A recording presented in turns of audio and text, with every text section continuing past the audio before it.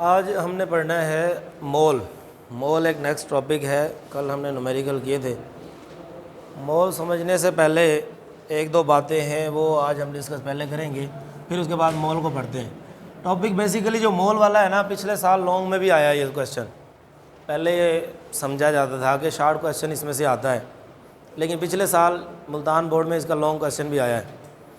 मोल है क्या, डेफिनेशन हम करेंगे, उससे पहले दो तीन बातें हैं वो आप समझ लें। मोल से पहले सब्सटेंस के बारे में आपने पहले पढ़ा है। सब्सटेंस मैटर जो है, हम मैटर को दो हिस्सों में डिवाइड करते हैं। Substance, number 2 mixture. ठीक है।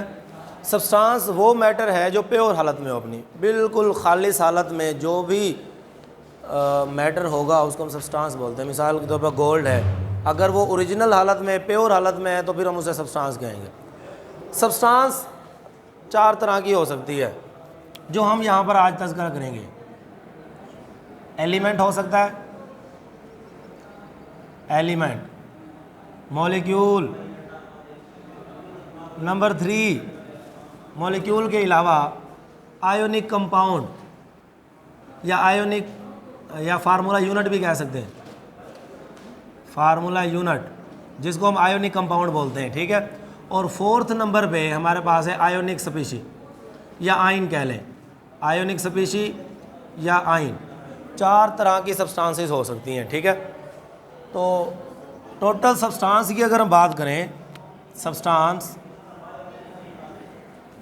सब्सटेंसेस तो ये 4 तरह की होती हैं। कौन कौन सी हैं भला? कौन कौन सब्सटेंसेस हैं? Element, molecule, formula unit. Number 4 पे हम आइन की बात करते हैं या आयोनिक स्पीशी। ठीक है। आइन 4 तरह की सब्सटेंसेस हो सकती हैं। एक तो ये बात बतानी थी आपको सब्सटेंसेस के बारे में, 4 तरह की सब्सटेंसेस है। दूसरे नंबर पे मोलर मैस। मोलर मैस अगर तो कोई शय है ना एलिमेंट, उसके मैस को हम बोलेंगे एटॉमिक मैस। एटॉमिक मैस अगर एलिमेंट है, उसका जो मोलर मैस होगा उसको हम बोलेंगे एटॉमिक मैस। इसी तरह अगर कोई शे मॉलिक्यूल है तो उसका जो मैस होगा उसको हम बोलेंगे मॉलिक्यूलर मैस। क्या बोलेंगे? Molecular mess. और नंबर 3 पे फार्मूला यूनिट अगर है ना, फार्मूला यूनिट, उसका अगर मोलर मैस की बात करें तो फिर हम उसे कहेंगे फार्मूला मैस। Formula mess. और 4th नंबर पे आयोनिक स्पीशी है या कोई आइन है, उसके मैस को हम बोलेंगे आयोनिक मैस। बात समझ आ गई? बस ये चीज़ें आपको बतानी है, ये समझ आ जाती है ना फिर परेशानी हल है। अगर कोई शे एलिमेंट है उसके मैस को हम बोलते होते हैं एटॉमिक मैस। अगर कोई सब्सटेंस मॉलिक्यूल है तो उसके मैस को मॉलिक्यूलर मैस बोलते हैं। और अगर कोई फार्मूला यूनिट या आयोनिक कंपाउंड को हम फार्मूला यूनिट बोलते हैं, उसके मैस को हम फार्मूला मैस बोलते हैं। और अगर कोई शे आइन है तो उसके मैस को क्या बोलेंगे? Ionic mess. अब सिंपली एक बात आपको कर रहा हूँ, फिर उसके बाद हम डेफिनेशन लिखते हैं। कोई भी सब्सटेंस हो, चाहे एलिमेंट हो, मॉलिक्यूल हो, आयोनिक कंपाउंड हो या आइन हो, उसके मैस को अगर ग्राम में लिख दिया जाए तो वो कहलाएगा मोल। कोई भी शे, एलिमेंट, मॉलिक्यूल, आइन, फार्मूला यूनिट एक्सप्रेस्ड इन ग्राम, अगर उनके मैस को ग्राम में लिख देंगे तो वो क्या हो जाएगा? मोल। तो डेफिनेशन क्या बनेगी? देखो, atomic mass of an element, molecular mass of a molecule, formula mass of formula unit कह लें या आयोनिक कंपाउंड कह लें, formula mass of ionic compound and ionic mass of expressed in gram. Simply एक और बात करूँगा, फ़र्ज़ किया इस कमरे के अंदर कोई भी चीज़ है, हम कहें कि वो ग्राम में उसका मैस अगर हम लिख दें तो वो 1 मोल के बराबर होगा। हर उस चीज़ को 1 मोल कहेंगे जिसका मैस ग्राम में लिखा हुआ हो। मैं कहता हूँ जी पंखे का मैस इतना ग्राम है तो वो 1 मोल है। कोई भी शे जिसका मैस ग्राम में लिख दिया जाए क्या कहलाएगा? तो डेफिनेशन क्या बनी? Atomic mass of an element, atomic mass of an element, ये डेफिनेशन याद करते जाए साथ साथ, ये सुनूंगा अभी आपसे। Atomic mass of an element, molecular mass of a molecule, of a molecule. अच्छा, तीसरे नंबर पे क्या आ गया? Formula mass of, formula mass of formula unit. जिसको ये बात समझ आ गई ना, पूरा टॉपिक हो गया। 4 डेफिनेशन और हैं इसकी, यही एक डेफिनेशन 4 हिस्सों में डिवाइड हो जाएगी। फिर यही डेफिनेशन याद कर लें। Formula mass of ionic compound कह लें या फार्मूला यूनिट कह लें, आयोनिक कंपाउंड। अच्छा जी, चौथे नंबर पे आयोनिक एंड लास्ट में ionic mass of an ionic species expressed in gram is called mole. इसको हम मोल का नाम देते हैं। हाँ भाई, हो जाएगी डेफिनेशन। क्या कहा है? Atomic mass of an element, molecular mass of a molecule, formula mass of formula unit या ionic compound, ionic mass of an ion expressed in gram is called mole. ठीक है, ये इसकी डेफिनेशन है। सिंपली क्वेश्चन आया था पिछली बार, long question. कहते हैं कि क्वेश्चन ये था, what is mole, define it, इसको बयान करें इन 4 डिफरेंट वे। आपने 4 तरीके से इसको बयान करना, ठीक है? ऐसा 4 तरीके से ना आप इसको बयान करें। लॉन्ग क्वेश्चन है ये। अब इसकी 4 टाइप्स का कहा गया था वो, कि 4 तरीके से आपने ना इसकी डेफिनेशन लिखनी है, लेकिन बच्चों ने अक्सर गलती कर दी, इसमें छोड़ दिया था सवाल ये। तो मोल क्या है, उसको 4 तरीके से बयान करें। इसका मतलब इसकी क्लासिफिकेशन 4 हिस्सों में हम डिवाइड करते हैं इसको। तो तब उससे पहले ना हम इसका फार्मूला लिखते हैं। What is the formula of mole? Formula क्या है? Formula mole is equal to, mole का फार्मूला है, ऊपर हमने लिखना होता mass of a substance. Substance कोई भी है, उसका मैस ऊपर लिखो, लेकिन लिखना किस चीज़ में? ग्राम में, इन ग्राम। और नीचे आपने क्या लिखना होता है? Molar mass of a substance. ऊपर क्या लिखेंगे? मैस ऑफ सब्सटेंस, चाहे वो एलिमेंट है, चाहे मॉलिक्यूल है, कोई भी सब्सटेंस है, मैस ऊपर लिखेंगे, नीचे क्या लिखेंगे उसका? Molar mass. ये उसका फार्मूला है मोल का। चलें जी, क्लासिफिकेशन ऑफ मोल। क्लासिफिकेशन मोल की अगर हम क्लासिफिकेशन की बात करें तो 4 हिस्सों में हमने इसको डिवाइड किया हुआ है। मोल की क्लासिफिकेशन कौन कौन सी क्लासिफिकेशन है?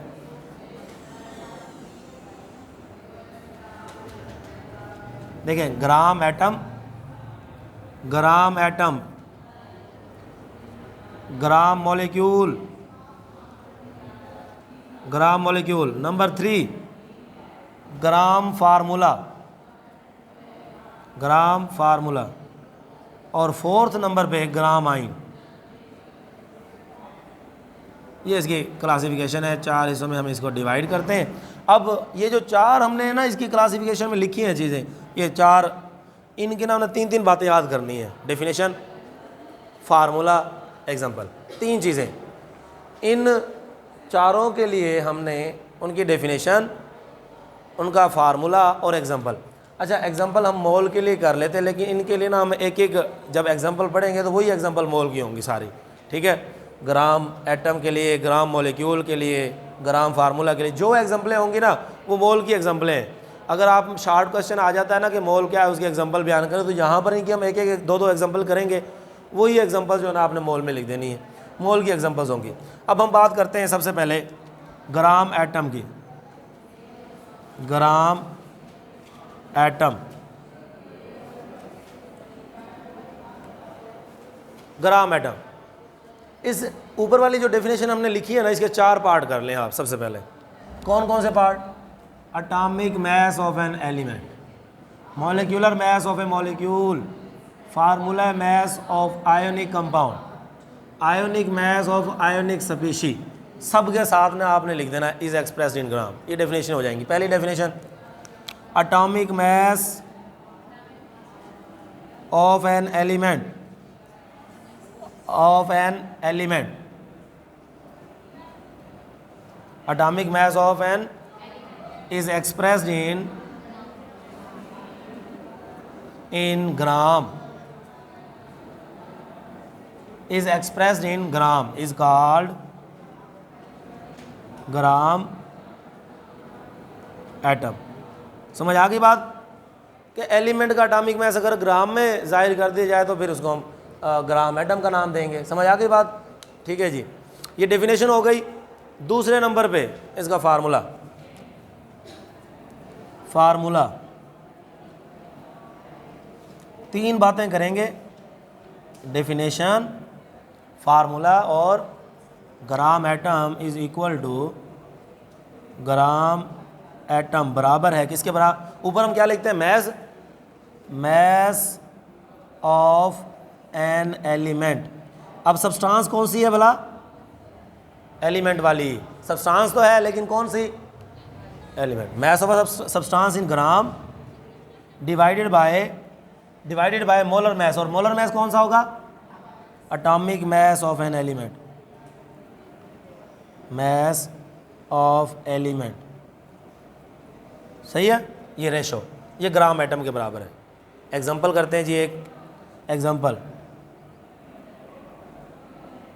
में सोडियम एक एटम है भला, सोडियम एलिमेंट है, एक सोडियम का एटम है और उसका मैस कितना होता है भला?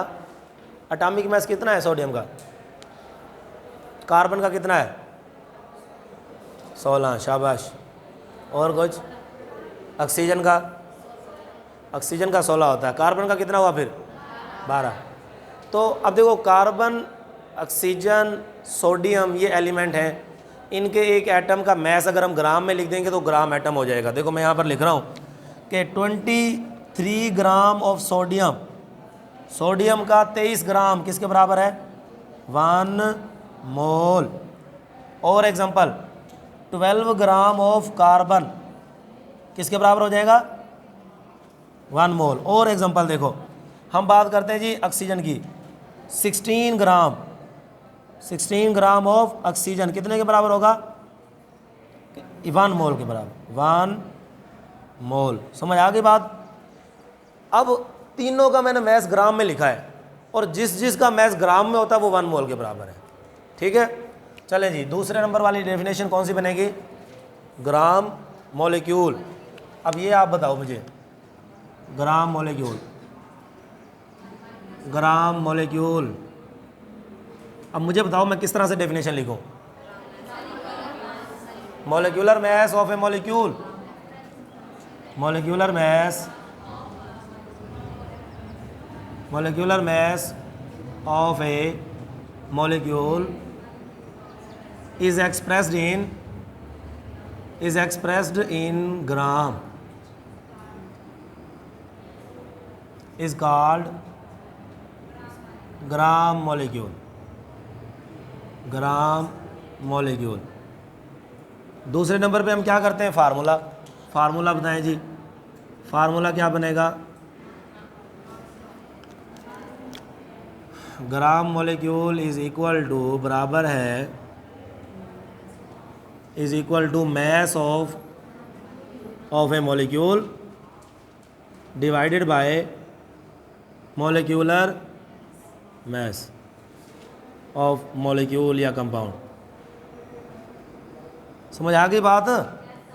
आखिर में क्या करते हैं? एग्जांपल, कुछ मॉलिक्यूल बताओ, मॉलिक्यूल बताएं कुछ। हाँ जी, H2O एक मॉलिक्यूल है, CO2 एक मॉलिक्यूल है, H2O 2 हाइड्रोजन है, 1 ऑक्सीजन, हाइड्रोजन 2 ऑक्सीजन 16, कितना हो गया? 18। 18। तो 18 gram of H2O is equal to, देखो मैंने चूँकि मालिक्यूल का मैस जो है ना वो ग्राम में ज़ाहिर कर दिया तो 1 मोल हुआ। इसी तरह 44 gram of CO2 is equal to 1 mole. सही है, ठीक है। चलें जी, थर्ड नंबर पे कौन सी डेफिनेशन लिखनी है अब हमने? ग्राम फार्मूला, इसको एक्सप्लेन करना है, इसको बयान करना है। Gram formula, gram formula definition का थर्ड पार्ट देखो क्या है जी? Formula mass of ionic compound, formula mass of ionic compound, ionic compound is expressed in gram is called gram formula, formula. ठीक है, फार्मूला करते हैं इसका। फार्मूला क्या बनेगा? Gram formula is equal to, gram formula is equal to mass of ionic compound divided by formula है mass. समझ आ गई? और लास्ट में हम कोई एग्जांपल करते हैं। देखो जिन कंपाउंड के अंदर आयोनिक बांड है, NaCl, KCl, CaCO3, ये सारे कंपाउंड जो है ना इनके अंदर, इनमें आयोनिक बांड होता है। और आपको पता है आयोनिक बांड कैसे बनता है? Complete transfer of electron. जिन कंपाउंड के अंदर आयोनिक बांड हो ना वो मॉलिक्यूल नहीं कहलाते, वो फार्मूला यूनिट कहलाते हैं। और उनका मैस भी मॉलिक्यूलर मैस नहीं होता, फार्मूला मैस होता है। तो आयोनिक कंपाउंड में लिखता हूँ, देखो मिसाल के तौर पर NaCl है, 58.5 ग्राम बनेगा NaCl। सोडियम होता है 23, chlorine 35.5, 58.5, 58.5 gram of NaCl is equal to 1 mole. ठीक है। इसी तरह और आप देख लो CaCO3, कैल्शियम कार्बोनेट, कैल्शियम होता है 40, कार्बन 12, ऑक्सीजन 16, 16 को 3 से रख दें 48 तक 100 बनता है। कितना बनेगा? ये 100 बनेगा ना। तो 100 gram of calcium carbonate is equal to 1 mole. अच्छा, फोर्थ नंबर पे कौन सी डेफिनेशन आती है फिर? ग्राम आयन। ग्राम आयन की डेफिनेशन क्या बनेगी? चले मैं डेफिनेशन नहीं लिखता, सिर्फ एक एग्जांपल कर रहा हूँ। एग्जांपल ग्राम आयन, मैं एग्जांपल लिख रहा हूँ, आप ना डेफिनेशन और फार्मूला इसका खुद बना लें। मैं लिखता हूँ मिसाल के तौर पर 17 gram of OH ion. OH ion ये हमारे पास आयन है, आयोनिक स्पीशी है जिसके ऊपर चार्ज हो, ionic species. Oxygen 16, hydrogen 1, 17 gram of OH ion 1 mole. ठीक है। 23 gram of sodium ion, sodium ने 1 इलेक्ट्रॉन लूज कर दिया और मैस तो उसका उतना ही रहेगा ना। इलेक्ट्रॉन निकलने से मैस पर कोई फर्क नहीं पड़ता। प्रोटॉन न्यूट्रॉन का सम जो है ना एटॉमिक मैस कहलाता है। तो इलेक्ट्रॉन निकला है, प्रोटॉन न्यूट्रॉन तो वही है ना, अभी वैसे ही मैस सेम है, तो फिर ये भी 1 मोल। बात मेरे ख्याल में अब क्लियर हो जानी चाहिए। तो मोल को हमने 4 तरीके से, मुख्तलिफ तरीके से ना उसको एक्सप्लेन कर लिया है। यहाँ तक कोई बात पूछनी है तो आप पूछ सकते हैं। हाँ जी, कोई क्वेश्चन है? चलें ठीक है, इसको नोट कर लें।